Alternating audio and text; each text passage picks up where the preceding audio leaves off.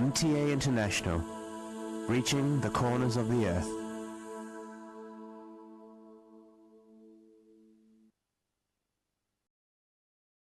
اس وقت ہم سیدنا حضرت امیر المومنین خلیفۃ المسیح رابع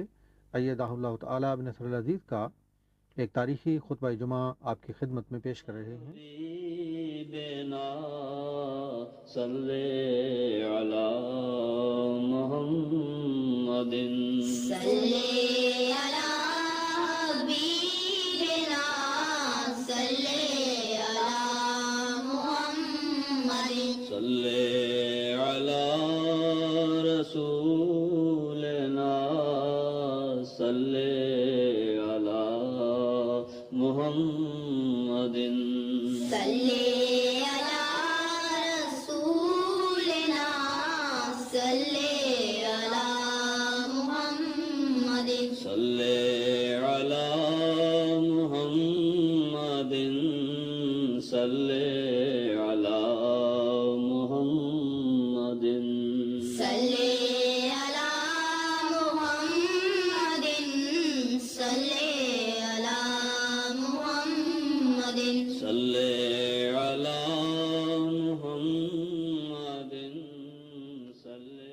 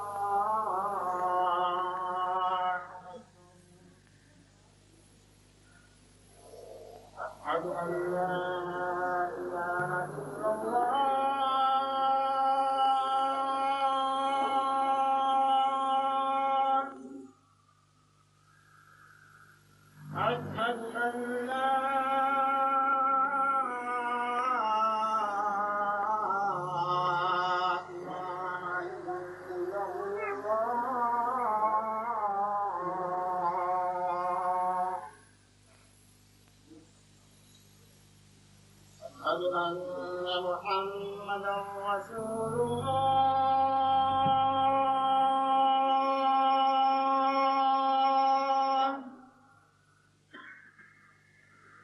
أشهد أن محمدا رسول الله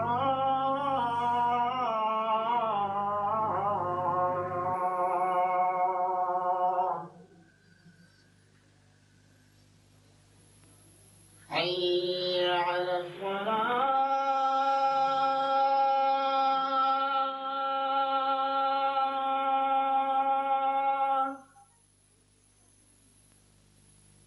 حي على الصلاة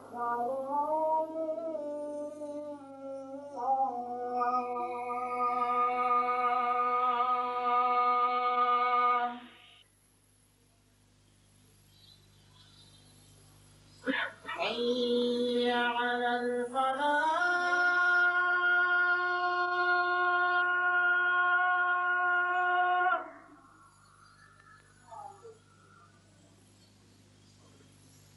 حي على الفلاح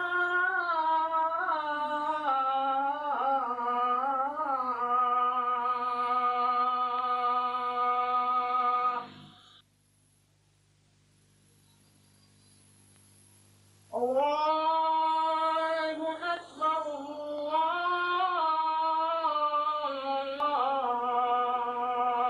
الله أكبر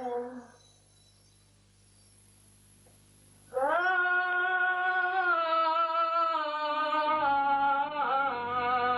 إله إلا الله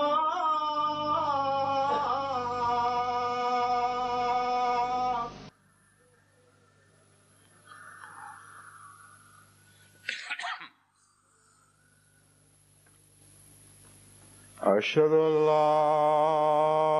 إله إلا الله وحده لا شريك له وأشهد أن محمدا عبده ورسوله أما بعد فأعوذ بالله من الشيطان الرجيم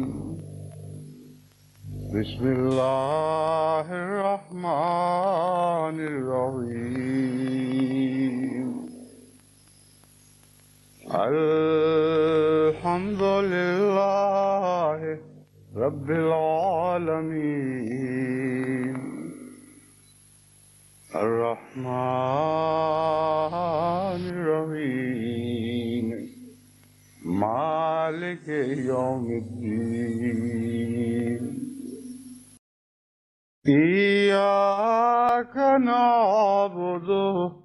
وإياك نستعين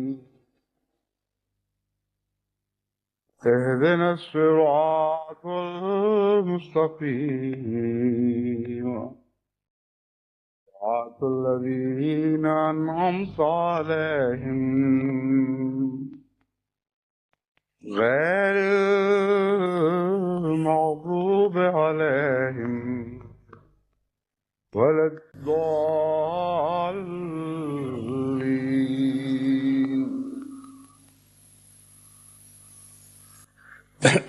आज का ये जुमा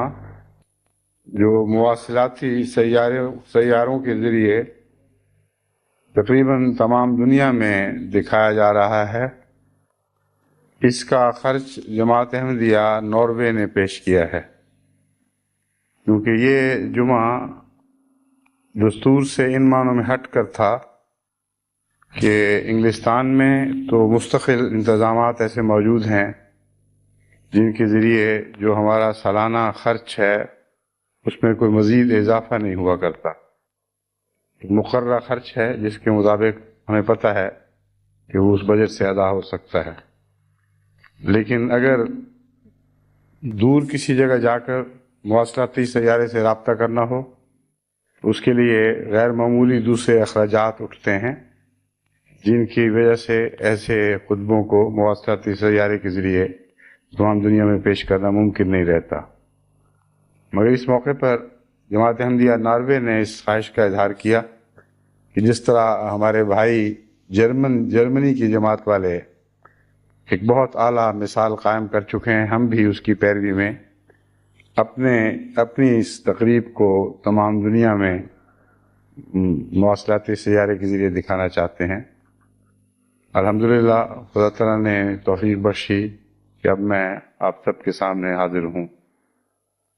پیچھے 2 خطبوں کا جو انقطاع رہا ہے، اس میں ایک خطبے کے موقع پر تو ایک پرانا خطبہ دکھایا گیا تھا جو ہالینڈ میں دیا گیا تھا، اور اسی موقع پر ہالینڈ میں سابق امیر صاحب ناروے کی نماز جنازہ بھی ہوئی تھی۔ تو جس وقت وہ عالمی مواصلاتی نظام کے ذریعے دکھایا جا رہا تھا، اس وقت میں ناروے ہی میں موجود تھا اور وہیں ایک خطبہ دے رہا تھا۔ تو اس طرح امیر صاحب ناروے کے نماز جنازہ عملاً ایسے وقت میں ہوئی جبکہ میں خود ناروے ہی میں موجود تھا۔ آج صرف مجلس جماعت ناروے ہی کی مختلف تقریبات کا آغاز نہیں ہو رہا، بلکہ دنیا بھر میں بعض دوسرے ممالک میں بھی بہت سی تقریبات کا آغاز ہو رہا ہے۔ ناروے میں تو 3 ذیلی مجالس کے اجتماعات ہیں جو آج اور کل سے شروع ہوں گے، اور ساتھ ہی گوئٹے مالا کی مجلس خدام الاحمدیہ کی طرف سے بھی درخواست ملی ہے کہ ان کا اجتماع جو ہفتے کو شروع ہو رہا ہے اسے بھی آج کے خطبے میں اس کو آج کے خطبے کے موضوع میں شامل کیا جائے اور ان کے نام بھی پیغام ہو۔ اسی طرح لجنہ ماء اللہ جرمنی کا 15واں سالانہ اجتماع کل بروز ہفتہ جرمنی میں شروع ہو رہا ہے، اور ان کی صدر صاحبہ نے بھی اسی خواہش کا اظہار فرمایا ہے۔ اسی طرح جماعت احمدیہ کینیڈا کا 17واں جلسہ سالانہ آج یعنی 2 جولائی کو جمعے کے روز شروع ہو رہا ہے، اور ان کے لیے یہ ممکن ہے کہ اس خطبے کی ریکارڈنگ کر کے اپنے افتتاحی اجلاس کی افتتاحی تقریر کے طور پر اسے پیش کریں۔ اس لیے انہوں نے اس خواہش کا اظہار کیا ہے کہ ان کو جماعت احمدیہ کینیڈا کو خصوصیت سے پیش نظر رکھتے ہوئے اپنے خطبے میں کچھ نصیحتیں کروں، کیونکہ ان کے افتتاحی اجلاس میں اس طرح میری شمولیت ہو جائے گی۔ مختلف ممالک کی مختلف تنظیمات کا ذکر ہے، مگر عملاً یہ سارے ممالک مغربی دنیا کے دائرے میں ہیں، اور ان کے دینی اور تربیتی مسائل کم و بیش ایک ہی سے ہیں، اگرچہ مختلف ممالک کے خصوصی اپنے مسائل بھی ہوا کرتے ہیں، لیکن بالعموم جسے مغربی دنیا کہتے ہیں ان کا جہاں تک اسلام کے ساتھ تقابل کا سوال ہے، اس تقابل میں جو مسائل ہمارے سامنے ہیں وہ کم و بیش ایک ہی سے ہیں۔ اس لیے ان سب کو ملحوظ رکھتے ہوئے میں چند نصیحتیں آپ کے سامنے آپ کی خدمت میں کرتا ہوں، تاکہ ان کو ملحوظ رکھتے ہوئے آپ ان ممالک میں رہتے ہوئے اسلام کی بہترین خدمت کر سکیں اور اسلام پر اثر انداز ہونے والی مخالفانہ طاقتوں کا بہترین دفاع کر سکیں۔ یہ جو جملہ میں نے کہا ہے، مجھے ڈر ہے کہ ان ممالک میں رہنے والے احمدی بچے جنہوں نے یہاں پرورش پائی ہے، ان کی اردو اتنی کمزور ہے کہ وہ اس جملے کو شاید سمجھ نہ سکیں، اور یہی آج پہلی بات ہے جو میں آپ کے سامنے رکھنی چاہتا ہوں۔ بسا اوقات مجھے احمدی بچوں اور نوجوانوں کے خطوط ملتے ہیں کہ عالمی مواصلاتی سیارے کے ذریعے جو ہمارے رابطے ہوئے ہیں اس سے خدا تعالیٰ کے فضل سے ہم میں نئی زندگی پیدا ہو رہی ہے، نیا ولولہ پیدا ہو رہا ہے اور نیکی کا رجحان بڑھ رہا ہے، لیکن آپ کی اردو بہت مشکل ہے اور بہت زور لگا کر توجہ سے سننا پڑتا ہے، پھر بھی بہت سی باتیں ہیں جو سمجھ نہیں آتی، وہ ہمیں پھر بعد میں اپنے ماں باپ یا دوسرے عزیزوں سے سمجھنی پڑتی ہے۔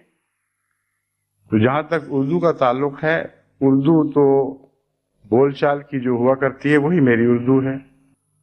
اور اس میں مجھے بعض دفعہ مشکل مطالب کو، مشکل معنوں کو بیان کرنے میں جب دقت پیش آتی ہے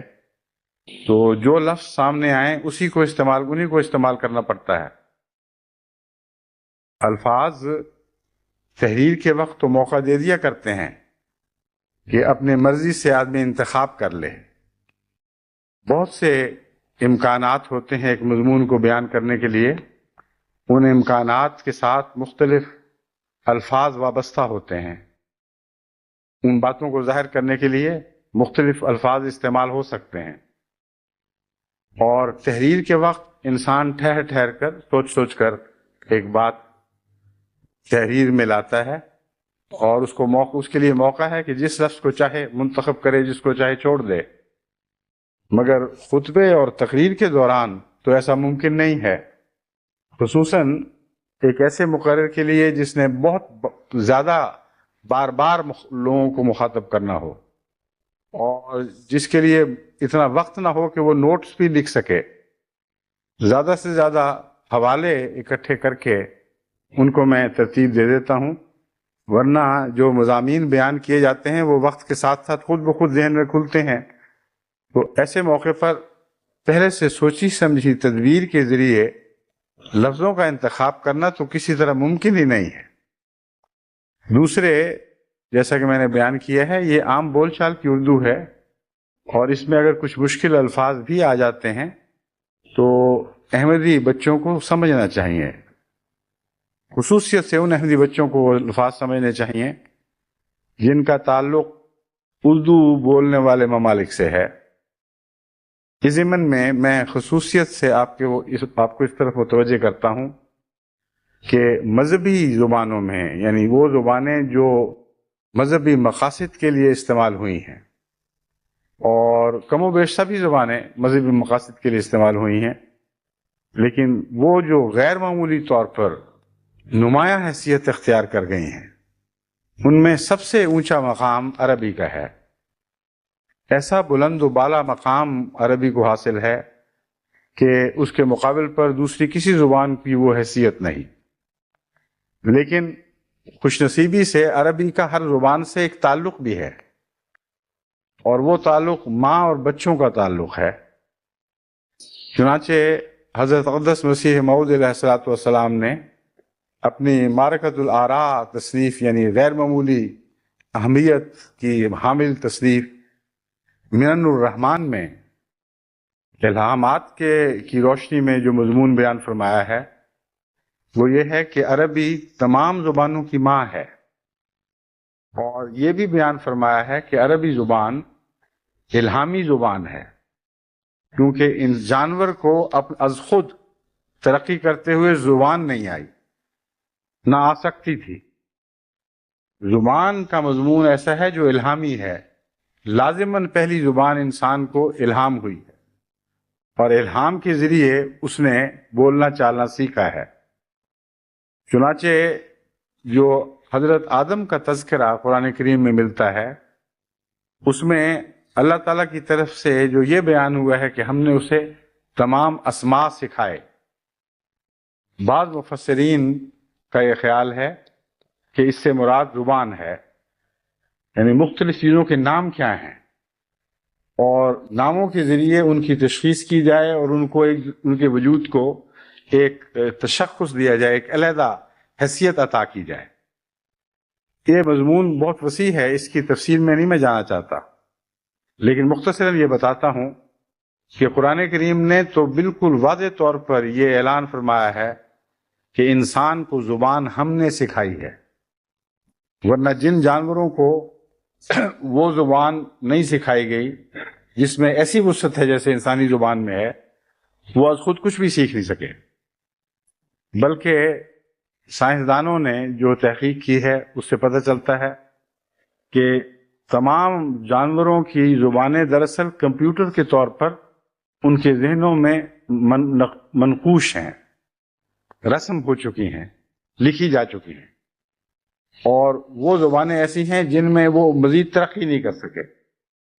کیونکہ از خود نہیں سیکھی گئی، نہ سیکھ سکتے تھے۔ کوے کی جو زبان کروڑوں سال سے چلی آ رہی، وہی زبان آج ہے۔ وہی کوا ناروے میں بھی وہی زبان بولتا ہے جو پاکستان میں بولتا ہے، یا افریقہ میں بولتا ہے، کسی ملک میں بولتا ہے، یا کسی امریکہ کے کسی ملک میں بولتا ہے۔ اور وہی زبان مکھی کی ہے جو عالمی زبان ہے، یعنی مکھی کی اپنی ایک زبان ہے جو عالمی زبان ہے، اس میں کوئی تبدیلی واقع نہیں ہوتی، نہ وقت سے تبدیلی واقع ہوتی ہے، نہ جگہ سے تبدیلی واقع ہوتی ہے۔ اور جتنے پرندے چہچہاتے ہیں ان کی زبانیں، چاہے آپ یونائٹڈ اسٹیٹس میں ریکارڈ کریں، ناروے میں ریکارڈ کریں، یا دبئی میں جا کے ریکارڈ کریں، یا کسی اور ملک میں، ایک ہی زبان ہوگی، ایک ہی طرز ہے ان کی۔ اور ہے زبان ضرور، لیکن کیونکہ ان کے خاص وقت کی چیخیں اس وقت کے ساتھ مناسبت رکھتی ہیں۔ مثلا خوشی کے وقت کا جو بے اختیار آواز نکلتی ہے کسی جانور کے منہ سے،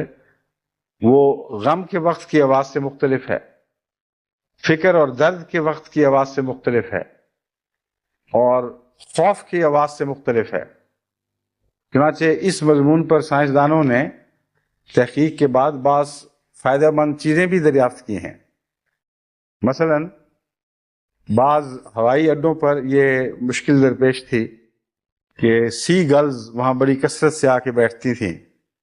اور ہوائی جہاز کے شور سے جب اڑتی تھیں تو بعض دفعہ بہت بڑے بڑے حادثے ہو گئے، کیونکہ بڑی تعداد میں انجن سے ٹکر لگتی تھی، اور وہ خود بھی پارا پارا ہوتی تھی لیکن انجن کو بھی نقصان پہنچا دیتی تھی۔ تو انہوں نے پھر سی گل کی وہ آواز معلوم کی جو وہ خوف کی حالت میں نکالتی ہے، اور اس آواز کو ریکارڈ کیا، اور پھر loud speaker public address system کے ذریعے بہت وسیع پیمانے پر ان ایئرپورٹس پر اس آواز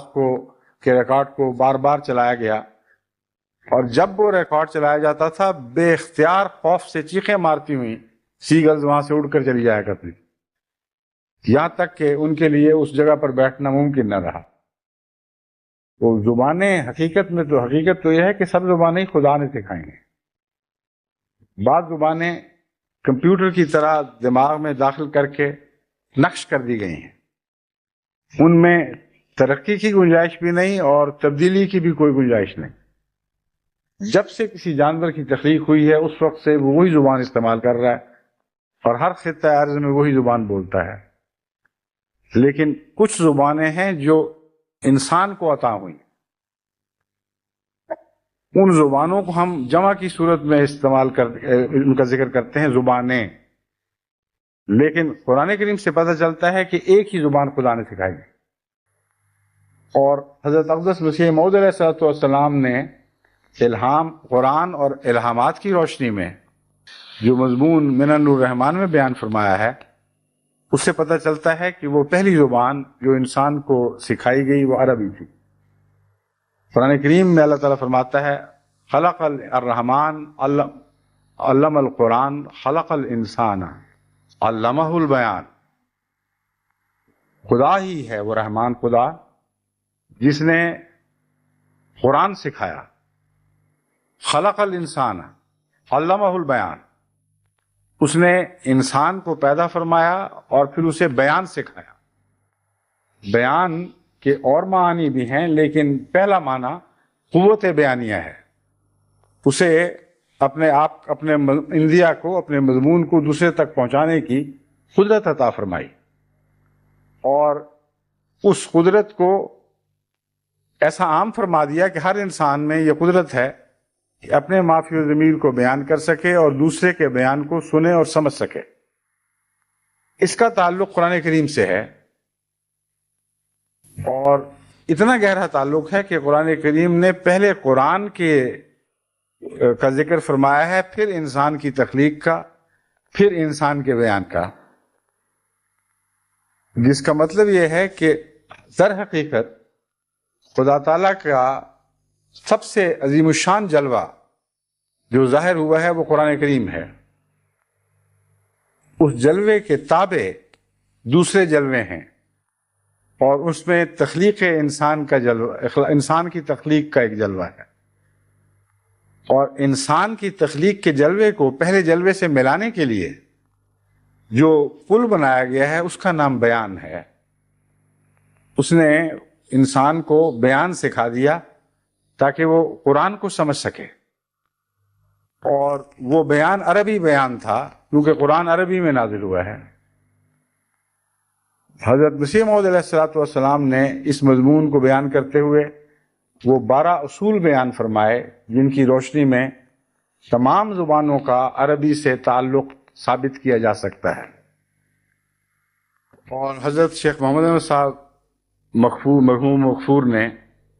اس پر بڑی محنت کی، 40 سے زائد زبانوں کو انہوں نے عربی سے ملا کر دکھا دیا کہ اس طرح ان زبانوں کا تعلق عربی سے ثابت ہوتا ہے۔ ان کا بہت سا عالمانہ کام ہے جو جماعت کے پاس اس وقت امانت پڑا ہوا ہے، انشاءاللہ وہ انتظام کیا جا رہا ہے کہ رفتہ رفتہ وہ تمام عالمانہ جوہر پارے دنیا کے سامنے پیش کیے جائیں۔ لیکن میں جو مضمون بیان کرنا چاہتا ہوں، واپس اس کی طرف لوٹتا ہوں، وہ یہ ہے کہ عربی الہامی زبان ہے، خدا نے الہام فرمائی ہے، اور تمام دوسری زبانیں اس زبان سے نکلی ہیں، اور رفتہ رفتہ ان کا انتشار ہوا ہے۔ آدم سے، یعنی وہ آدم جس کو پہلے خدا تعالیٰ نے زبان سکھائی، اس آدم کے بعد سے جہاں جہاں آدم کی اولاد پھیلی ہے وہاں یہ زبانیں مختلف جگہوں پہ پہنچی، مختلف اثرات کے تابع ان میں کچھ کمی ہوئی، کچھ زیادتی ہوئی، کچھ تبدیلیاں واقع ہوئیں، یہاں تک کہ وہ پہچانی بھی نہیں جاتی۔ اب یہ بات کہ اتنا فرق پڑ جائے کہ ایک ہی زبان سے نکلی ہوئی زبانیں ہوں اور آپس میں اتنی مختلف ہو جائیں کہ یقین نہ آئے کہ یہ اسی آدم کی اولاد ہیں، اس کا ظاہری انسانوں کی شباہت سے بھی ایک تعلق ہے۔ افریقہ کا انسان بھی بالآخر اسی آدم کی اولاد ہے جس آدم کی اولاد ناروے کے باشندے ہیں۔ ناروے کے باشندے بھی بالآخر اسی آدم کی اولاد ہیں جس آدم کی اولاد ہندوستان کے بسنے والے ہیں، یا چین میں رہنے والی قومیں ہیں، یا تبتی قومیں ہیں۔ غرضی کے مختلف قوموں پر نظر ڈال کر دیکھیں، ان کے رہن سہن، ان کے بود و باش تو مختلف ہیں ہی، ان کی شکل و شباہت اور فیچرز یعنی بنیادی نقوش بھی اتنے مختلف ہیں کہ بظاہر یقین نہیں آتا کہ یہ بالآخر ایک ہی آدم تک ان کا سلسلہ پہنچ سکتا ہے۔ لیکن اب سر دست تو دنیا کی معلومات یہاں تک ہی ہیں کہ جب بھی زندگی نے ترقی کرتے ہوئے انسانیت کا روپ دھارا ہے، یعنی ابتدائی انسانیت کا، اس وقت ایک ہی ماں باپ تھے جن سے سب کچھ پیدا ہوا ہے، اور پھر بعد میں تبدیلیاں شروع ہوئی ہیں، اور وقت نے مختلف موسموں، مختلف حالات، اقتصادی اور دوسرے سب حالات نے مل کر تبدیلیاں پیدا کرنی شروع کی ہیں، جس کے نتیجے میں انسان کی شکل بھی دوسرے انسانوں سے بدلنی شروع ہو گئی اور مختلف ہونے لگ گئی۔ زبانوں کا آپس میں اتنا فرق ہو جانا کوئی غیر طبی یا غیر معقول بات نہیں، لیکن علمی لحاظ سے جیسا کہ میں نے بیان کیا ہے، احمدی ایک بہت بڑے احمدی عالم اور فلسفی مکرم شیخ محمد احمد صاحب مظہر نے حضرت مسیح موعود علیہ الصلوۃ والسلام کے بیان کردہ خطوط پر بہت سی زبانوں کو عربی سے نکلا ہوا ثابت کر دکھایا ہے۔ تو عربی زبان کو اولیت حاصل ہے، اور یہ اولیت کوئی دنیا کی طاقت اس زبان سے چھین نہیں سکتی۔ عربوں کے حالات خواہ کیسے بھی بگڑ جائیں، مگر قرآن چونکہ عربی زبان میں ہے، اس لیے عربی زبان کی اولیت کو دنیا میں کوئی انسان عربی سے چھین نہیں سکتا۔ اس کی یہ فوقیت، اس کی یہ برتری بہرحال اس زبان میں باقی رہے گی، اور جو اسلام پھیلے گا عربی دانے کی مزید ضرورت پیش آتی چلی جائے گی، جہاں جہاں احمدیت اسلام کا پیغام لے کر پہنچے گی وہاں قرآن سکھانے کا انتظام بھی ہوگا، اور ابتداً تھوڑی عربی سے گزارا چلے گا، لیکن بالآخر یہ ہو کر رہے گا کہ عربی دنیا کی سب سے بڑی، سب سے زیادہ بولی اور سمجھی جانے والی زبان بن کر رہے گی۔ بس مذہبی زبانوں میں اولیت عربی کو ہے، اور اس کی طرف ہمیں مزید توجہ کرنی چاہیے۔ اس کی طرف توجہ کے لیے اسکولنگ کی بڑی ضرورت ہے۔ اب میں خدا تعالیٰ کے فضل سے قرآن کریم کی زبان سمجھتا ہوں، یعنی جس حد تک ایک انسان کو خدا کی طرف سے توفیق ملتی ہے وہ سمجھ سکتا ہے۔ احادیث کی زبان سمجھتا ہوں، عربی فصحیٰ اگر بولی جائے تو سمجھ لیتا ہوں،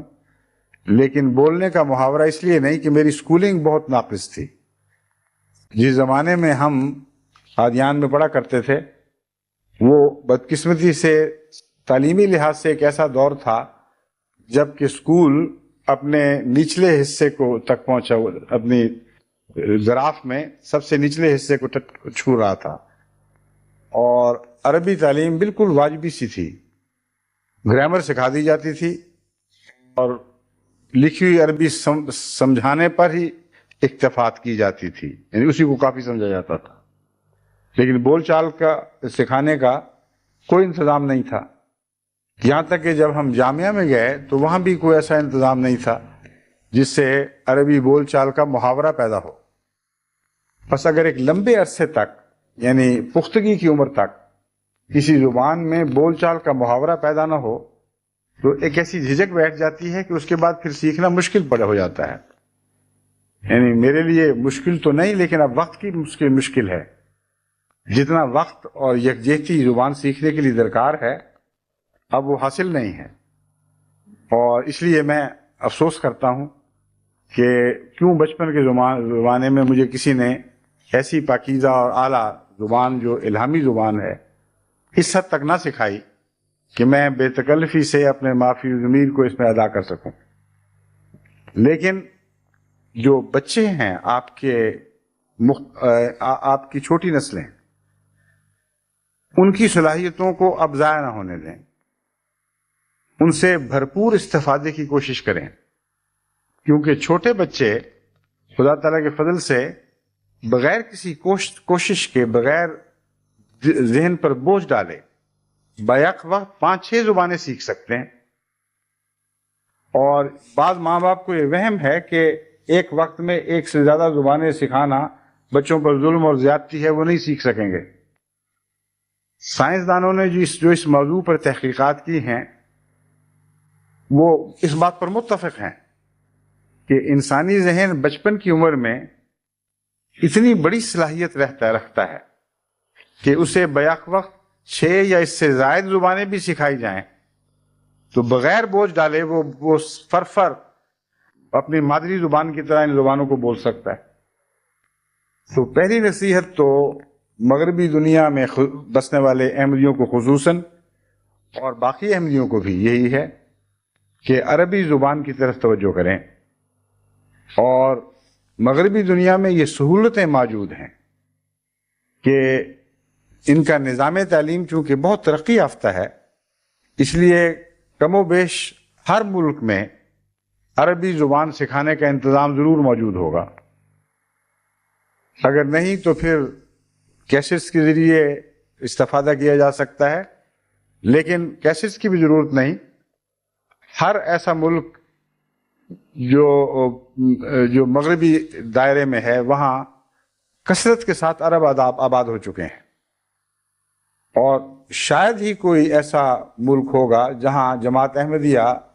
قائم ہے اور کوئی عرب احمدی وہاں نہ ہو، یا عربوں میں سے احمدیوں کے اتنے دوست نہ ہوں کہ جو دن بدن جماعت میں زیادہ دلچسپی نہ لے رہے ہوں اور اس بات کے لیے تیار نہ ہوں کہ وہ زبان سکھانے میں جماعت کی تنظیموں کی مدد کریں۔ ایک ایسا نظام قائم کرنا چاہیے جس میں لجنہ بھی شامل ہو، انصار اللہ بھی شامل ہوں، خدام الاحمدیہ بھی شامل ہوں، اور وہ اپنی چھوٹی نسلوں کی زبانوں کی تربیت کی طرف خصوصیت سے توجہ دیں، اور اس میں اولیت عربی کو ہو۔ کیونکہ عربی زبان کے سمجھے بغیر قرآن کریم کی ابتدائی فہم بھی ممکن نہیں ہے. بول چال بھی سکھانی ضروری ہے، کیونکہ اگر آپ اپنے محفوظ ضمیر کو عربی زبان میں عربی میں بیان نہیں کر سکیں گے تو عرب لوگوں کی احمدیت کی طرف توجہ نہیں ہوگی. یہ ایک الگ فائدہ ہے جو اس سے ہمیں حاصل ہوگا اگر ہم عربی بول چال سیکھیں. لیکن اول زور میرا اس بات پر ہے کہ عربی زبان کو اس طرح سمجھنے کی توفیق ہر احمدی بچے میں ہونی چاہیے کہ جب وہ قرآن کریم پڑھے تو ترجمہ کر کے نہ سوچے کہ میں کیا پڑھ رہا ہوں، بلکہ قرآن کریم پڑھتے پڑھتے مضمون خود بخود اس کے ذہن میں رائج ہوں، ذہن میں داخل ہوں اور دل پر کار فرما ہوں، دل پر اثر انداز ہو رہے ہوں. اس پہلو سے ہمیں تدریجی پروگرام بنانے ہوں گے. مثلا میں نے ایک دفعہ یہ مشورہ دیا تھا کہ وہ قرآن کریم کی آیات جن کی عموماً جماعت احمدیہ میں تلاوت کی جاتی ہے، مثلا بہت سی ایسی چھوٹی صورتیں ہیں یا منتخبہ آیات ہیں جن کی میں اپنی نمازوں میں تلاوت کرتا ہوں، ان کو اگر پہلی منزل بنا لیا جائے اور سب تنظیمیں کوشش کریں کہ ان کے حوالے سے عربی زبان سکھائی جائے اور ان کا ترجمہ سکھایا جائے، اور ترجمہ سکھاتے سکھاتے کچھ گرامر بھی بتا دی جائے اور عربی کا تعارف بھی اس طرح کروایا جائے کہ بار بار ان آیات کے حوالے سے عربی کی طرف منتقل ہوں اور عربی کے حوالے سے ان آیات کی طرف منتقل ہوں. اس سے ایک فائدہ یہ بھی پہنچے گا کہ جب بھی وہ ان آیات کی 5 وقت نمازوں میں تلاوت سنیں گے یا جتنی بھی توفیق ہے نمازیں باجماعت پڑھنے کی، 5 وقت میں تو تلاوت ہوتی نہیں، یعنی 3 نمازوں میں تلاوت سنیں گے یا جتنی توفیق ہے اتنی قرات والی نمازوں میں شامل ہو کر قرات سنیں گے، تو ان کے دل پر براہ راست اثر پڑے گا. کیونکہ قرآن کریم کی آیات میں ایک عظیم خوبی یہ ہے کہ آپ اگر روزانہ بھی وہی آیات تلاوت کرتے چلے جائیں، جب بھی دل ڈال کے ان کو سنیں گے آپ کے دلوں پر نیا اثر پڑے گا. اگر سرسری طور پر ان کو سن کر آگے گزر جائیں گے تو آپ کے دل پر کچھ بھی اثر نہیں پڑے گا، خواہ آپ کو ترجمہ آتا بھی ہو. لیکن شرط یہ ہے کہ ترجمہ آتا ہو اور توجہ سے سنیں. تو یہ ہو نہیں سکتا کہ کوئی قرآن کریم کی آیت چاہے 1,00,000 دفعہ پڑھی جائے 1,00,000 دفعہ اپنا اثر پیدا نہ کرے. یہ کلام کی زندگی کی نشانی ہے. جو کلام زندہ ہو وہ اس کی سب سے بڑی علامت یہ ہے کہ اس کو بار بار سننے کے باوجود اس میں دلچسپی زندہ رہتی. حضرت اقدس مسیح موعود علیہ الصلوۃ والسلام کی بعض عبارتیں ایسی ہیں جن کو سینکڑوں مرتبہ احمدی مقررین نے اپنی تقریروں میں استعمال کیا ہے اور سینکڑوں مرتبہ سننے والوں نے ان کو سنا اور ہر دفعہ ان کو نئی لذت محسوس ہوئی. حضرت مسیح موعود علیہ الصلوۃ والسلام کے کلام میں بالعموم یہ ایک زندگی کی ایسی خاصیت ہے جسے جو لوگ جانتے ہیں وہ گواہی دیں گے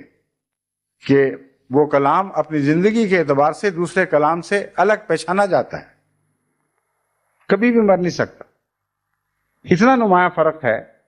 کہ حضرت مسیح موعود علیہ الصلوۃ والسلام کے کلام کو خلفاء کے کلام پر بھی ایک نمایاں شان اور نمایاں برتری حاصل ہے، اور ممکن ہی نہیں ہے کہ ویسا کلام کوئی اور انسان اپنی طرف سے بنا سکے. باوجود اس کے کوئی الہامی کلام نہیں، لیکن وہ شخص جس کی زندگی الہام کی روشنی میں پل رہی ہو، جس کا سفر تمام تر الہام کی روشنی میں ہو، اس کی زبان پر لازماً الہام کا اثر پڑتا ہے اور اس کی روشنی سے اس کی زبان کو ایک زندگی ملتی ہے. تو حضرت مسیح موعود علیہ الصلوۃ والسلام کی زبان اور آپ کے کلام کی جو زندگی ہے اس کا براہ راست الہام سے تعلق ہے، اور عربی زبان تو سکھائی الہام کے ذریعے گئی ہے، اور قرآن کریم تو سراسر سرتاپا الہامی زبان ہے.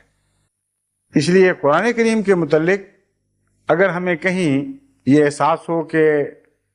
کچھ سننے کا سم مزہ نہیں آیا یا طبیعت میں وہ ولولہ پیدا نہیں ہوا جو ہونا چاہیے، تو قصور آپ کا ہوگا۔ اپنی بیماری تلاش کریں، اپنے اندر کمزوری ڈھونڈیں جس کی وجہ سے آپ پر اثر نہیں پڑا۔ ورنہ حقیقت یہ ہے کہ قرآن کریم کا کلام مسلسل اول سے آخر تک ایک زندہ کلام ہے جو کبھی بھی مر نہیں سکتا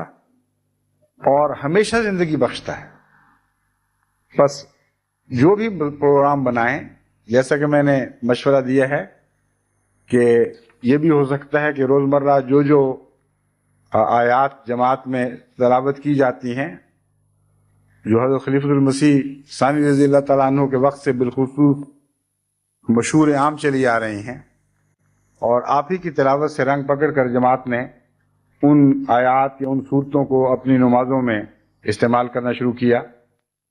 ان کو پیش نظر رکھتے ہوئے اپنے بچوں کی عربی تعلیم شروع کریں، اور اس کے علاوہ بھی باقاعدہ استاد رکھ کر اگر ممکن ہو،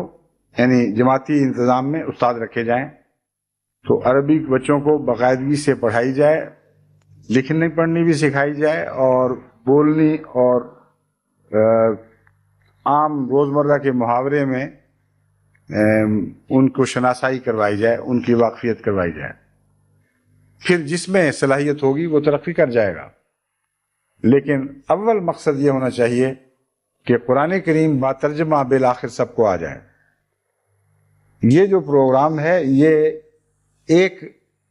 سال یا 2 سال یا چند سال کا نہیں ہو سکتا۔ اگر یہ کسی کے دماغ میں وہم ہو کہ ایک قائد اپنے زمانہ قیادت میں جو 2 یا 3 سال کا ہو اس میں اس کام کو پورا کر سکتا ہے، تو بالکل ممکن نہیں ہے۔ یہ ایسا کام ہے جسے ایک قیادت کے بعد دوسری قیادت کو سنبھالنا ہوگا، اس کے بعد تیسری قیادت کو سنبھالنا ہوگا۔ ایک نسل کی ساری زندگی اس کام پر لگ جائے تب بھی اتنے بڑے خلا باقی رہ جائیں گے کہ اگلی نسل کو پھر اس کام کو جاری رکھنا پڑے گا۔ میں سمجھتا ہوں کہ اگر دیانتداری سے جائزہ لیا جائے تو تقریباً 100 سال تک پھیلا ہوا یہ کام ہے، جس کا آغاز ہمیں کرنا ہوگا اور منصوبہ بندی کے تحت باقاعدگی سے اس کا آغاز کرنا ہوگا، تاکہ اس کے انجام کی برکتوں میں ہم بھی حصے دار ہو جائیں۔ اگر ہم سلیقے سے اس کام کو شروع کر دیں گے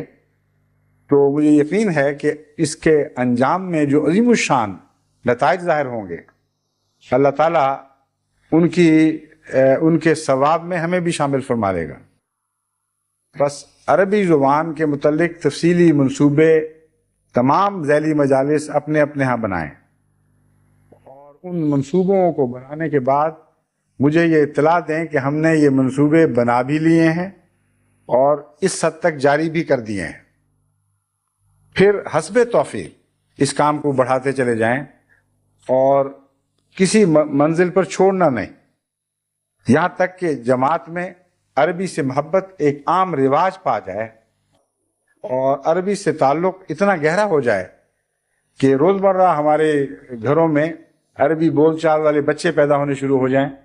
اور اگلی نسل میں پھر اس مضمون کو آگے بڑھایا جائے۔ اس سے ایک بہت بڑا خلا جو اس وقت میں جماعت میں محسوس کر رہا ہوں وہ پورا ہو جائے گا۔ دوسری نصیحت میری یہ ہے کہ آپ اردو کی طرف بھی توجہ کریں۔ اردو کے متعلق یہ خیال کر لینا کہ یہ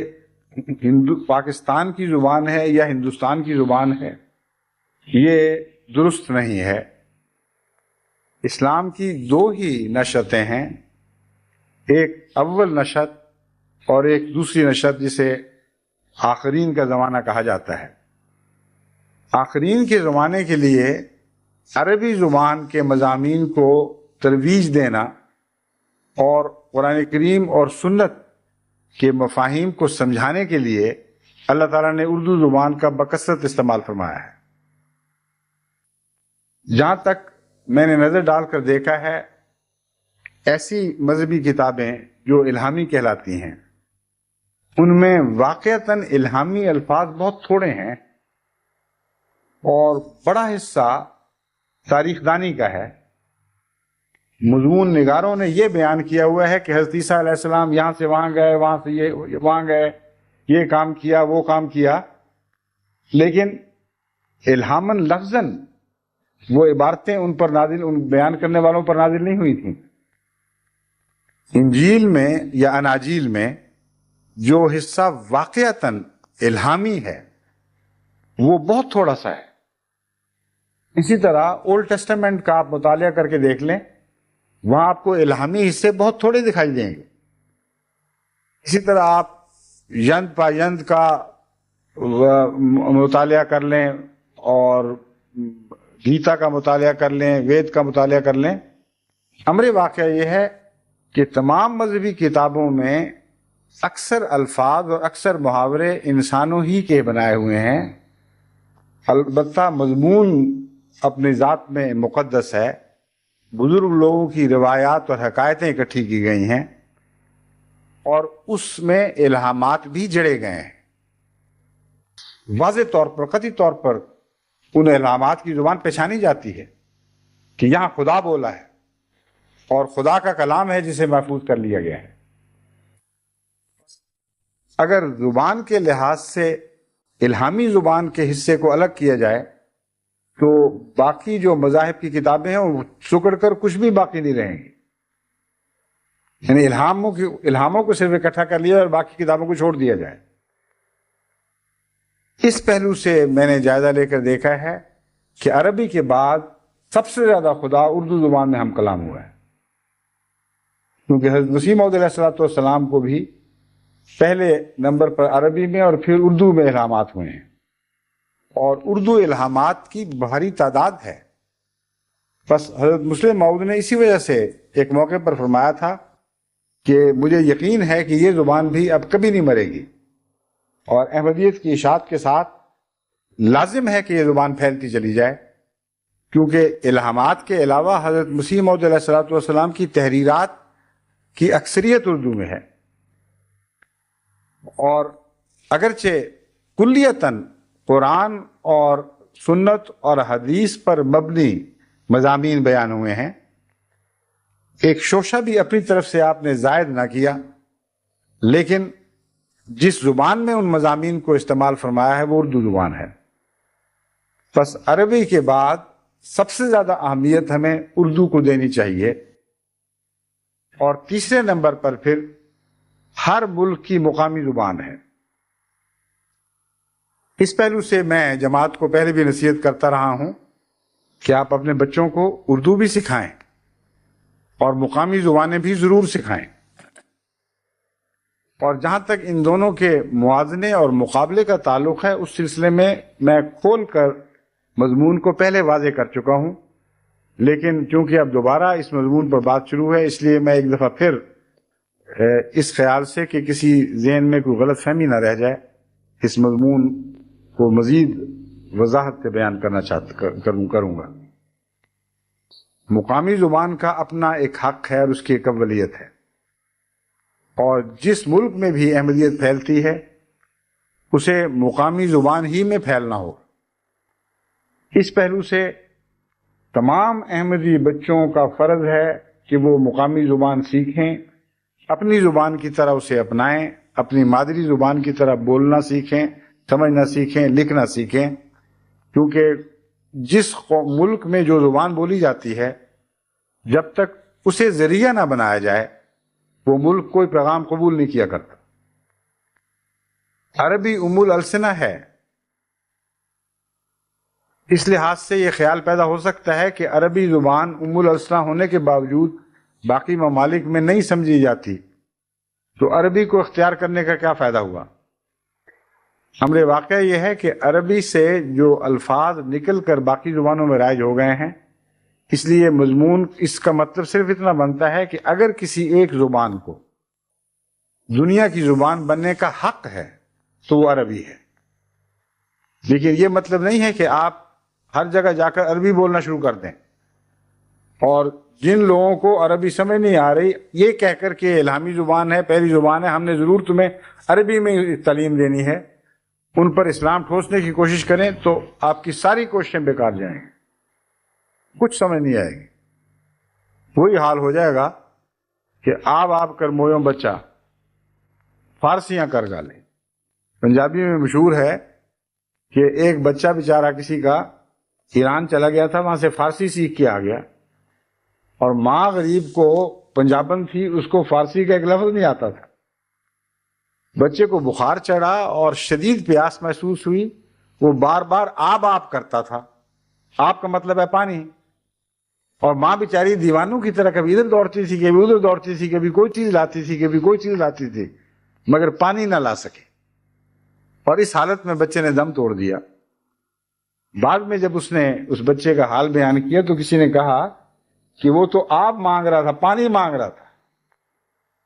اس پر کہتے ہیں ماں نے بے ساختہ کہا کہ آپ کر مویا بچہ فارسیاں کر گالے. کہ میرا بچہ تو آپ کرتا مر گیا، فارسیوں نے تو میرے گھر اجاڑ دیا. تو آپ پر یہ الزام نہ آئے، کسی ملک کی طرف سے یہ الزام نہ آئے کہ آپ پتہ نہیں کیا عربی بولتے رہے یا اردو بولتے رہے، ہمارے تو گھر گال دیے آپ نے، ہمارے تو گھر اجاڑ دیے،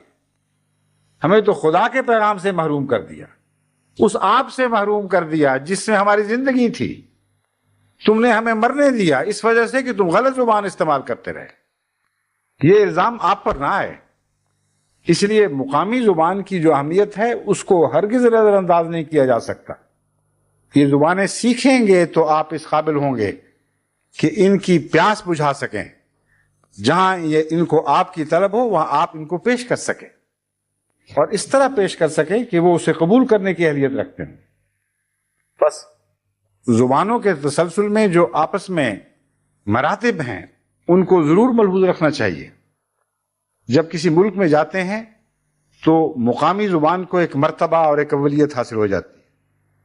عالمی سطح پر دوسری زبانوں کو ہوگی، اس سے غرض نہیں. جہاں تک اس ملک کے دائرہ کا تعلق ہے ان کی اپنی زبان کو غیر معمولی اہمیت حاصل ہے.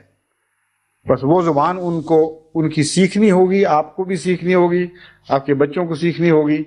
اور اسی زبان میں اتنی مہارت حاصل کرنی ہوگی کہ آپ ان کو وہ زبان پڑھا سکیں. چنانچہ ایسا ممکن ہے. بعض جگہ مجھے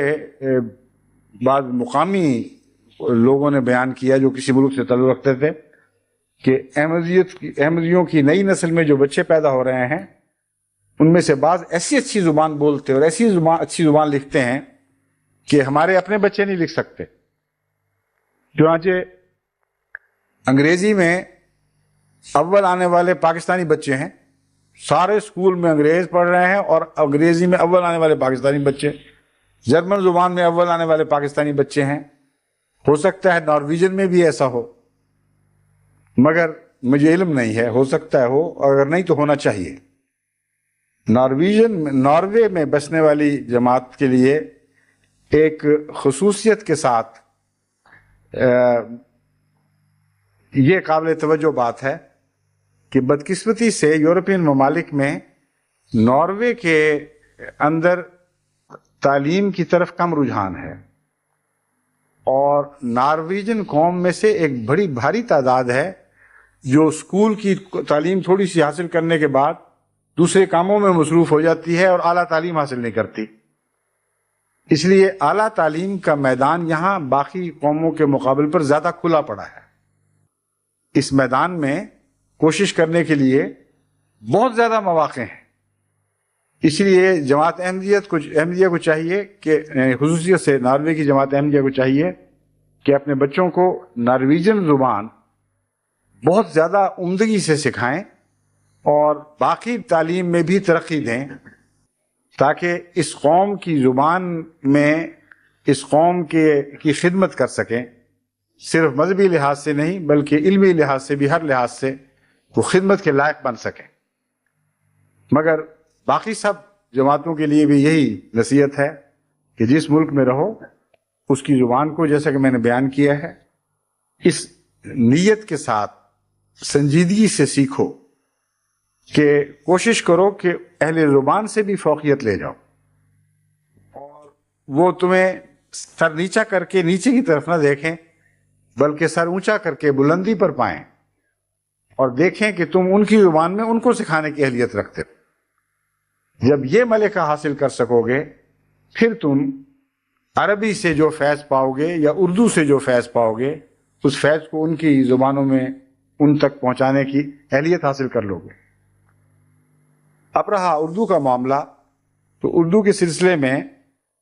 میں یہ سمجھانا چاہتا ہوں کہ صرف پاکستانی نژاد یعنی پاکستان میں پیدا ہونے والے بچوں یا ہندوستان میں پیدا ہونے والے بچوں ہی کا کام نہیں کہ وہ اردو سیکھیں، بلکہ تمام نو احمدی، نو مسلم احمدیوں کا یہ فرض نہیں تو ان کا فائدہ اس میں ہے کہ وہ اردو زبان براہ راست سیکھیں۔ اردو زبان میں بہت سے ایسے مطالب حضرت مسیح موعود علیہ السلام کے کلام میں ملتے ہیں جو ترجمے میں ضائع ہو جاتے ہیں، اور انسان جب کوشش کرتا ہے ترجمے کی تو بڑی حسرت سے اپنی ناکامی کا اعتراف کرنا پڑتا ہے۔ حضرت مسیح موعود علیہ السلام کی ایک نظم ہے، کس قدر ظاہر ہے نور اس مبدع الانوار کا، بن رہا ہے سارا عالم آئینہ ابصار کا۔ اس نظم سے متعلق میں آج کچھ کہنا چاہتا تھا مگر اب وقت نہیں ہے، لیکن میں یہ بتانا چاہتا ہوں کہ سلسلے کے مختلف انگریزی کے ماہروں کو یہ نظم دی گئی کہ وہ اس کا ترجمہ کریں، اور وہ جن کو یہ بجا فخر تھا کہ ان کو عربی انگریزی زبان پر خوب دسترس حاصل ہے اور شاعرانہ مزاج بھی تھا اور اردو زبان بھی سمجھتے تھے، انہوں نے بھی جو ترجمے کر کے بھیجے اسے اندازہ ہوا کہ ترجمہ کرنے کا کام کتنا مشکل ہے، اور بعض اعلیٰ عارفانہ مضامین کو ایک زبان سے دوسری زبان میں حقیقت میں منتقل کیا ہی نہیں جا سکتا۔ اس کا لطف اٹھانے کے لیے وہ زبان سیکھنی ضروری ہے۔ چنانچہ پروفیسر آربری نے جب قرآن کریم کا ترجمہ کیا تو اس ترجمے کے آغاز میں تمہید میں یہ لکھا کہ وہ عربی کے بڑے مشہور پروفیسر تھے کیمبرج کے، وہ لکھتے ہیں کہ مجھے اس ترجمے کا خیال اس لیے آیا کہ گزشتہ جتنے ترجمے دیکھے ہیں ان میں ایک بات محسوس کی کہ ترجمہ کرنے والے نے بڑی محنت اور کوشش سے قرآن کریم کے مضمون کو اپنی زبان میں منتقل کرنے کی کوشش کی ہے، لیکن ہر کوشش بالآخر اتنی بھدی ثابت ہوئی ہے کہ اس کو دیکھ کر ایک قاری قرآن کی عظمت کا تصور کر ہی نہیں سکتا۔ کوئی ترجمہ بھی دل پر اس کا 100% بھی اثر نہیں ڈال رہا ہوتا جتنا قرآن کریم کی اثر عبارت اثر ڈالتی ہے، اور وجہ یہ ہے کہ جب لفظی طور پر وفا کی جائے اور زیادہ کوشش کر کے اس مضمون کو اپنی زبان میں منتقل کرنے کی کوشش کی جائے تو زبانوں کے انداز مختلف ہونے کی وجہ سے یہ ممکن ہی نہیں ہے کہ وہ ترجمہ بھی منتقل ہو جائے اور زبان کا حسن بھی منتقل ہو جائے۔ بس وہ کہتے ہیں اس پہلو سے میں نے یہ کوشش کی ہے کہ قرآن کریم کو کے حسن کا ترجمہ کروں، یعنی ایسی زبان میں قرآن کریم کا ترجمہ کروں کہ قاری کو کچھ نہ کچھ اس کے حسن کا بھی تو اندازہ ہو کہ یہ ہے کیا کلام۔ اس لیے اگر اصل مضمون سے ذرا سا میں ہٹ جاؤں تو غلط مضمون تو بیان نہیں کروں گا، لیکن لفظاً ساتھ نہیں چل سکوں گا۔ یہ معذرت کرتے ہوئے میں یہ کوشش کرتا ہوں کہ انگریزی دان طبقہ یہ دیکھ سکے کہ قرآن کریم کی اصل زبان میں کتنی عظمت ہے، کتنا عظیم الشان کلام ہے جو کیسا دل پر اثر کرتا ہے۔ اس پہلو سے جو ترجمہ انہوں نے کیا ہے اس پر وہ سب سے پہلے مجھے چودھری محمد ظفر اللہ خان صاحب رضی اللہ تعالیٰ عنہ نے اس طرح متوجہ کیا تھا جب میں 1978 میں انگلستان آیا، اور مجھے یاد نہیں کہ پہلا انہوں نے مجھے تحفہ دیا تھا یا ان کے ذکر پر میں نے خود خریدا تھا، مگر واقعتاً بعض ترجموں کے حصے ایسے ہیں جس سے قرآن کریم کی زبان کی اس حد تک خدمت ضرور ہوئی ہے کہ زبان کے اثر کو منتقل کرنے کی کوشش کی گئی ہے۔ تو اردو میں حضرت مسیح موعود علیہ السلام کا کلام اتنا پر اثر ہے، اتنی گہری تاثیر رکھتا ہے کہ بعض دفعہ ایک ایک شعر دل کی کائے پلٹ دیتا ہے، بعض دفعہ عبارت کا ایک ٹکڑا ایسا وجہ طاری کر دیتا ہے انسان کے اوپر کہ اس کی زندگی میں ایک روحانی انقلاب برپا ہو سکتا ہے، مگر اس کا ترجمہ پڑھ کے دیکھ لیں دوسری زبانوں میں، اس کا عشر اشیر بھی اثر نہیں ہے۔ تو ہمارے نو مسلم احمدی بھائیوں کو کیوں اس سے محروم رکھا جائے؟ ہرگز نہیں رکھنا چاہیے۔ اور اس لیے بھی ضروری ہے کہ عالمی وحدت اور عالمی بھائی چارہ پیدا کرنے میں زبانیں ایک بہت بڑا کردار ادا کیا کرتی۔ اگر نارویجن میں احمدی بچے نارویجن سیکھیں اور ان کے ساتھ نارویجن کے لحاظ سے یکجہتی پیدا کر لیں، ہم آہنگی پیدا کر لیں، تو ایک جگہ جماعت احمدیہ اور ناروے کے درمیان اتحاد ہو جائے گا۔ اگر یوروبا زبان میں نائجیریا میں یہ اتحاد قائم ہو جائے تو وہاں اتحاد ہو جائے گا، مگر عالمی وحدت تو نہیں پیدا ہوگی۔ اگر چین میں یہ اتحاد ہوگا تو وہ چین تک محدود رہے گا، اگر جاپان میں ہوگا تو جاپان تک محدود رہے گا۔ عالمی وحدت کے لیے کسی عالمی زبان کا ایسا رشتہ ہونا ضروری ہے جو ایک وسیع تر برادری کے رشتے میں قوموں کو منسلک کر سکے، اور اس پہلو سے یہ دو زبانیں ہیں جنہوں نے لازماً اپنا کردار ادا کرنا ہے۔ اول عربی، اور اس کی اہمیت پر تو جتنا بھی زور دیں اتنا ہی کم ہے، اور دوسرے اردو زبان، کیونکہ اردو زبان میں عربی ہی کے مضامین کو ایک عظیم شان، نئی شان کے ساتھ پیش کیا گیا ہے۔ حضرت مسیح موعود علیہ الصلوۃ والسلام نے جس نظر سے محمد رسول اللہ صلی اللہ علیہ وسلم کو دیکھا ہے اس کو اردو میں بیان فرمایا ہے، اور اس نظر سے دیکھے بغیر وہ حسن کامل طور پر آپ پر طلوع ہو ہی نہیں سکتا۔ 1400 سال کے فاصلے کس طرح پاٹے جائیں گے؟ کس طرح یہ فاصلے طے ہوں گے؟ کیسے آخرین اولین سے ملیں گے؟ وہ ملانے والا تو آج کا امام ہی ہے، وہی تو ہے جسے المہدی الموعود قرار دیا گیا، وہی تو ہے جس کے زمانے میں اول کو آخر سے ملانے کی پیشگوئی تھی۔ وہ اس کی زبان کو سمجھے بغیر، ان کیفیات کو اپنائے بغیر جن سے وہ وجود گزرا ہے، اولین اور آخرین کے فاصلے مٹ ہی نہیں سکتے۔ پر ضروری ہے کہ اردو زبان کو سیکھ کر اردو زبان میں حضرت مسیح موعود علیہ الصلوۃ والسلام کے نثر کے کلام اور نظم کے کلام کو براہ راست سمجھنے کی اہلیت پیدا کی جائے۔ اگر ایسا کوئی کر لے گا تو وہ دیکھے گا کہ اس کی کیفیت میں کتنا بڑا فرق پڑ چکا ہے، پھر یہ لوگ ترجمے کا بھی حق ادا کر سکیں گے۔ ورنہ ترجمہ کا جو مضمون چل رہا ہے آج کل، اس سے اصل بات وہ رہتی نہیں۔ انگریزی میں کسی نے قرآن کریم کا ترجمہ کیا، کسی نے قرآن کریم کے انگریزی ترجمے سے نارویجن میں کوشش کی، پھر نارویجن سے کسی اور زبان میں ہو گیا۔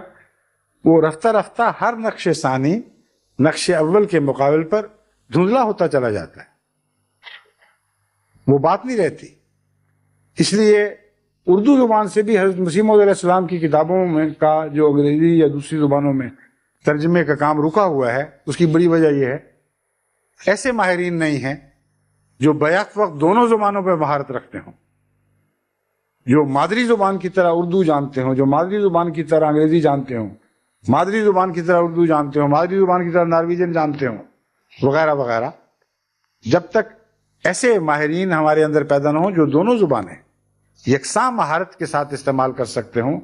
اس وقت تک ترجموں کے حق ادا نہیں ہو سکتے۔ جہاں تک میں نے نظر ڈالی ہے، ہمارے یہاں طرف سے جو ترجمے پیش ہو چکے ہیں اب تک، حضرت مسیح موعود علیہ السلام کی کتب کے جو ترجمے ہیں ان میں بہت سے خلا باقی ہیں۔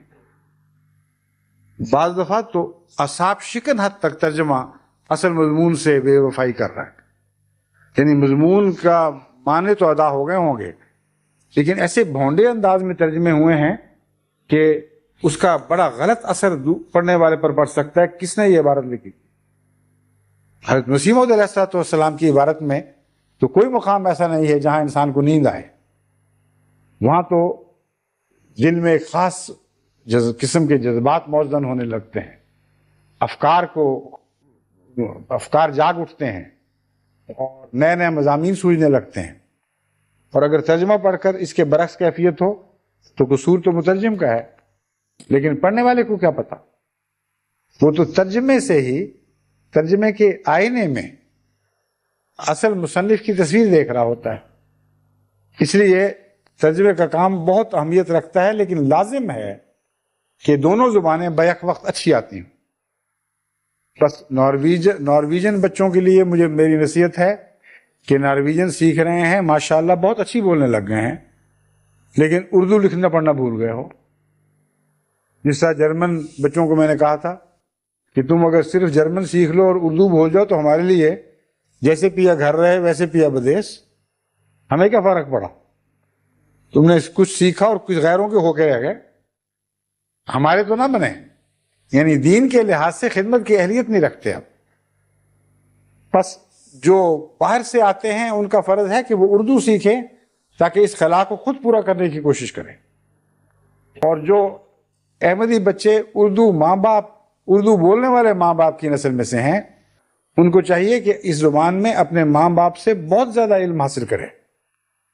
کیونکہ اکثر اردو بولنے والے ماں باپ کی اپنی اردو بڑی ناقص ہے، اور بہت سے ایسے ہیں جو بظاہر اردو بولنے والے علاقوں سے آتے ہیں مگر دراصل وہ پنجاب کا علاقہ ہے جو اردو کا علاقہ ہے ہی نہیں۔ انہی خاندانوں میں اچھی اردو ہے جہاں باقاعدہ نسل بعد نسل اردو بولی گئی ہے، باقی جگہ تو روزمرہ پنجابی بولی جاتی ہے۔ تو اس لیے اردو بیچاری کو تو بہت سے نقصانات ہیں جن کو پورا کرنا ہوگا، اور پھر اس زبان میں ترقی کر کے یہ اہلیت حاصل کرنی ہوگی کہ ہم اس کا ترجمہ صحیح طور پر دوسری زبانوں میں پیش کر سکیں۔ اس کا تعلق صرف مذہبی زبان سے نہیں ہے بلکہ پوری زبان سے ہے۔ اردو ادب، جس نے اردو سیکھنی ہے اس کو اردو ادب پڑھنا ہوگا، جس نے عربی سیکھنی ہے اس کو عربی ادب پڑھنا ہوگا۔ محض قرآن پڑھ کر عربی نہیں آئے گی، کیونکہ قرآن تو سارے عربی ادب کا خلاصہ ہے۔ جو زبان کا حسن سارے عربی دنیا میں، عربی زمانوں میں پھیلا پڑا ہے، اس کا خلاصہ قرآن کریم ہے۔ اسی لیے قرآن کو سمجھنے کے لیے بعض دفعہ صحابہ کسی بدوی سے پوچھا کرتے تھے کہ بتاؤ یہ محاورہ تمہارے ہاں کیسے بولا جاتا ہے؟ اور عجیب بات ہے کہ کوئی محاورہ کسی بدو قوم سے تعلق رکھتا تھا، کوئی کسی بدو قبیلے سے تعلق رکھتا تھا، اور بعد میں جب سب مسلمان ہوئے تو سب نے مل جل کر پھر قرآن کی اس طرح خدمت کی کہ وہ محاورے جو سارے عرب میں پھیلے پڑے تھے ان کو قرآن سے وابستہ کر کر کے بتایا کہ اس کا یہ معنی ہے، اس کا یہ معنی ہے۔ تو زبان کا تعلق ایک بہت وسیع کلچر سے بھی ہوا کرتا ہے، ایک ملک کی عادات سے بھی ہوا کرتا ہے۔ اور اردو زبان سیکھنی ہے تو اردو ادب بھی پڑھنا ہوگا، اردو شاعری بھی پڑھنی ہوگی، اور اس ملک کی کلچر، اس کا پس منظر، کس طرح یہ زبان پنپی ہے، تاریخ کیا تھی، ان سب چیزوں سے واقفیت حاصل کرنی ہوگی۔ ان کے بغیر کوئی زبان آ ہی نہیں سکتی۔ انگریزی زبان سیکھیں باہر بیٹھے، چاہے آپ ساری عمر گلا دیں، اگر آپ کو یہ نہیں پتا کہ انگریزی بولنے والے علاقوں میں کون کون سے پھول پائے جاتے ہیں، وہ رنگ ہیں کیا کیا جن کا ذکر ملتا ہے، وہ خوشبوئیں کیا ہیں جن سے محظوظ ہو کر کسی شاعر نے کوئی کلام کہا ہے، اس خوشبو کو اپنے کلام میں مقید کرنے کی کوشش کی ہے۔ غزی کے ادب میں جہاں جہاں بھی آپ جائیں گے آپ کو یہ مضمون پھیلا ہوا نظر آئے گا کہ ہر اظہار کا کسی پس منظر سے تعلق ہے، اس پس منظر سے بھی واقفیت حاصل کرنی ہوگی۔ پھر تاریخی حوالے ملتے ہیں، ان تاریخی حوالوں کو سمجھنے کے لیے اس ملک اور قوم کی تاریخ سے واقفیت حاصل کرنی پڑتی ہے۔ پر زبان محض لفظوں کا نام نہیں ہے، زبان کے پیچھے بہت سے علوم ہیں جو مل کر زبان پیدا کرتے ہیں اور مل کر لفظوں میں جان ڈالتے ہیں۔ وہ سارے علوم مل کر لفظوں میں خاص معانی داخل کرتے ہیں۔ ہر لفظ ایک جیسے معنی نہیں رکھتا، ہر لفظ کے پیچھے ایک کلچر ہے، اس کلچر نے اس لفظ میں کچھ رنگ بھرے ہیں۔ جب تک وہ کلچر سے واقفیت نہیں ہوگی ان رنگوں کا اندازہ ہی نہیں ہو سکتا۔ پنجابی شاعری میں بھی آپ دیکھ لیں جب تک پنجاب کی کلچر سے واقفیت نہ ہو، پنجابی شاعری کو کسی دنیا میں کسی کے سامنے پیش کر کے دیکھیں، اس کو کچھ نہیں پتہ لگے گا کیا کہہ رہا ہے. کوٹھے پہ کہاں بیٹھ بنے تھے، کہاں بیٹھا ہے، بنے رہے تھے. اب اس کا مہمان سے کیا تعلق ہے؟ آپ ترجمے کر لیں، بنے رہے تھے کہاں بیٹھا ہے، اور کوئی آنے والا ہے تو لوگ کہیں کہ پاگل ہو گیا، شاعر ہے اب یہ کوئی. کبے کا کیا، کہاں سے بنیرے سے تعلق، اور ہمارے بنیروں میں تو کبا بیٹھا ہی نہیں کرتا.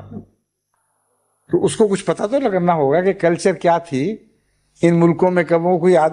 عادتیں کیا ہیں، کیا کیا کرتے ہیں، کس طرح وہ آ کے ہاتھوں سے روٹیاں چھین لیتے ہیں، اور بنیرے پر کیوں بیٹھتے ہیں. ان باتوں سے کچھ واقفیت کریں گی تو زبان میں زندگی پیدا ہوگی. واقعہ یہ ہے کہ وہ ہے غریب ملک، اور جہاں آٹا پکتا دیکھتے ہوں، کنالی میں زیادہ آٹا گوندا جا رہا ہے اور روٹیاں زیادہ پک رہی ہیں، وہاں کوے آئیں گے. اور جو روٹیاں زیادہ تبھی پکتی ہیں جب مہمان آ رہے ہوں، اور بورچی خانوں سے نکل کر باہر نکل کر بھی کچھ بورچی خانے کے کام انتظامات چل رہے ہوں. تو کوے کا تعلق ہے مہمان سے، لیکن بتانا پڑتا ہے کہ کیا ہے. امیر ملکوں میں جہاں ایسے کوئی مسائل ہی نہیں، ان کو پتہ ہی نہیں لگ سکتا کہ کوے کا مہمان سے کیا تعلق ہے. تو بہرحال جانوروں کی عادتیں بھی کلچرز کے ساتھ بدل جاتی ہیں، اور زبان پر اس کے گہرے اثرات مترتب ہوتے ہیں. بس آپ زبانیں سیکھیں ان معنوں میں جو میں بیان کر رہا ہوں، بس وسعت کے ساتھ. جو اسکول میں پڑھنے والے بچے ہیں وہ ان کی زبان کی تاریخ پڑھیں، ان کے روزمرہ کی عادات سے واقف ہوں، ان کی کلچر سے واقف ہوں. وہ غیر اسلامی کلچر کو اپنانا نہیں ہے، مگر واقفیت ضروری ہے. پتہ ہو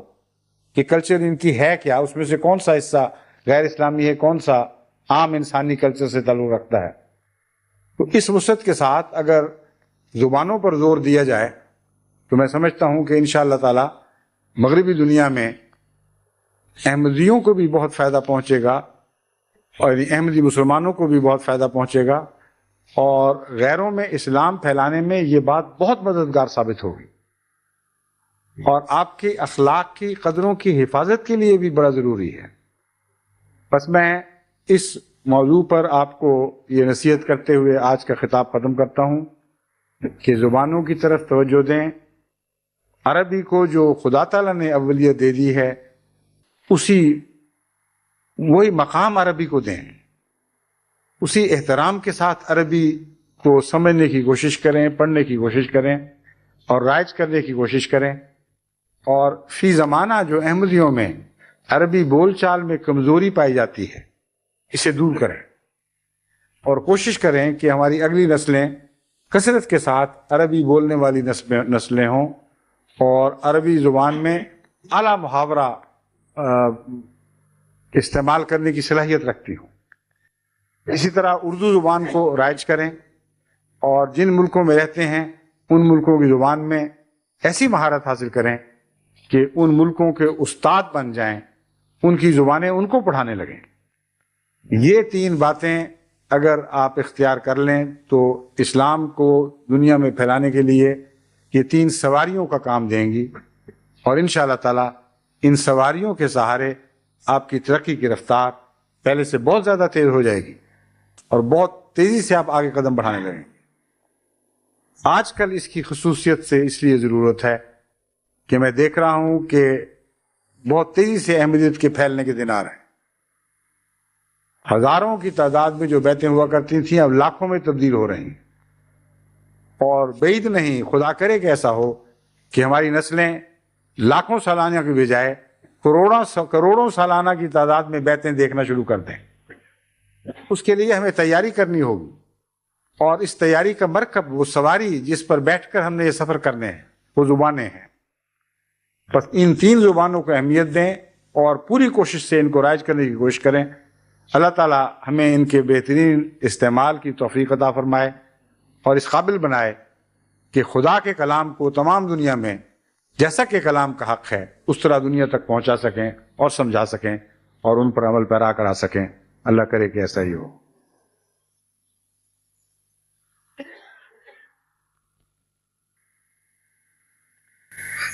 آج ایک اور اعلان بھی کرنا ہے. خدا تعالیٰ کے فضل سے اب جلد جلد احمدیت کی تاریخ میں نئے سنگ ہائے میل کا اضافہ ہو رہا ہے. آج کا اعلان یہ ہے کہ اب باقاعدہ طور پر شارٹ ویو پر 16 میٹر بینڈ پر خطبات کو تمام دنیا میں پہنچانے کا انتظام ہو گیا ہے. اور آج کا خطبہ 16 میٹر بینڈ پر تمام افریقہ اور تمام ایشیا اور یورپ کے بہت سے حصوں میں سنا جا رہا ہے. انگلستان اگرچہ اس کے دائرے سے، جس دائرے تک یہ خطبہ ریڈیو پر پہنچ رہا ہے اس کے دائرے سے باہر تھا، لیکن گزشتہ چند جمعوں میں جو تجرباتی دور تھا اس میں انگلستان میں بھی سنا گیا اور پوری طرح سمجھ آتا تھا. اگرچہ 100% اعلیٰ معیار نہیں تھا بلکہ 80% کہنا چاہیے، یعنی اس کی جو کوالٹی جسے کہتے ہیں، اس کی اردو لفظ کوالٹی کا میرے ذہن میں آ نہیں رہا، بہرحال کوالٹی لفظ لوگ سمجھتے ہیں عام طور پہ. معیار اس کا جو عمومی سماعت کا معیار ہے اس میں کچھ کمی آ جاتی تھی، لیکن اس کے باوجود سنا جاتا تھا، سمجھا جاتا تھا. تو اللہ تعالیٰ کے فضل سے اب غریبوں کے بھی سامان ہو گئے. ورنہ بہت سے غریب مختلف دیہات میں مجھے لکھتے تھے کہ جن امیروں کو توفیق ہے انہوں نے انٹینے لگا لیے اور ہم حسرت سے دیکھتے رہ جاتے ہیں، ہم تو سننے سے بھی محروم رہ گئے. پہلے آپ کی کیسٹیں پہنچ جایا کرتی تھیں، اب کچھ تو کریں کہ ہمارا بھی کچھ پیاس بجھنے کا سامان ہو. اب اللہ کی شان ہے کہ اس نے اپنی طرف سے ہی یہ انتظام کر دیا ہے کہ اب آدھی دنیا سے زیادہ میں خدا کے فضل سے، خصوصیت سے اس دنیا میں جہاں زیادہ غریب احمدی بستے ہیں، براہ راست ریڈیو کے ذریعے خطبات سنانے کا انتظام ہو گیا ہے. انشاءاللہ اور بھی یہ وقت زیادہ کیا جائے گا اور دیگر تربیتی مضامین کا بھی اضافہ ہوگا، زبانوں کا بھی اضافہ ہوگا. اس کے لیے ہم تیاری کر رہے ہیں، عربی زبان سکھانے کا، اردو زبان سکھانے کا، جو نہیں وہ لوگ جن کو اردو نہیں آتی ان کے لیے، اور اسی طرح دوسری زبانوں کا بھی انتظام کیا جائے گا انشاءاللہ تعالی. تو رفتہ رفتہ اب جماعت کے کاموں کے دائرے بہت پھیلتے جا رہے ہیں، اسی نسبت سے زیادہ خدمتگاروں کی ضرورت ہے. اور یہ بھی اللہ کا احسان ہے کہ بہت خدمت کا جذبہ بڑھ رہا ہے. کثرت کے ساتھ نوجوان خدمت کے میدانوں میں آگے آ رہے ہیں، نام پیش کر رہے ہیں، کہتے ہیں ہم سے بھی کچھ کام لو، ہم سے بھی کچھ کام لو. تو سب اللہ کے کام ہیں، ہماری کوششوں کا کوئی دخل نہیں، اسی کا احسان ہے. خدا کرے کہ یہ احسان کا دور ہمیشہ بڑھتا پھیلتا اور پھر پھولتا اور پھلتا چلا جائے.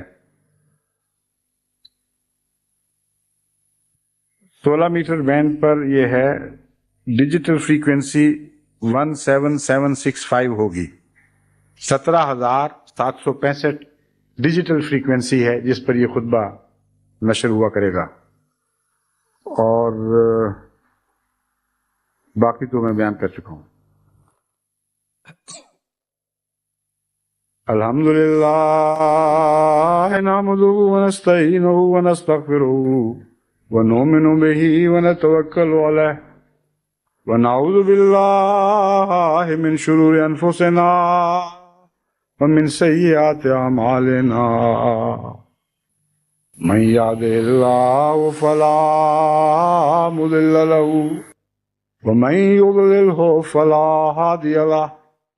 ونشهد ان لا اله الا الله وحده لا شريك له ونشهد ان محمدا عبده ورسوله. عباد اللہ رحمکم اللہ، ان اللہ یامر بالعدل والاحسان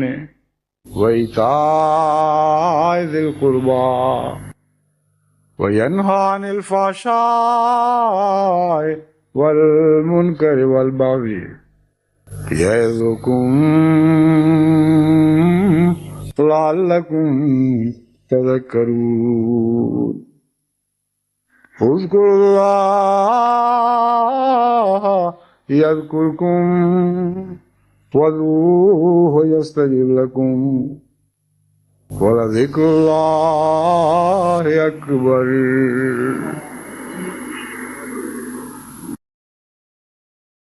ما كان محمد أبا أحد من رجالكم ولكن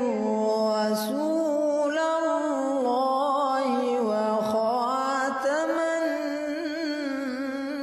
النبيين.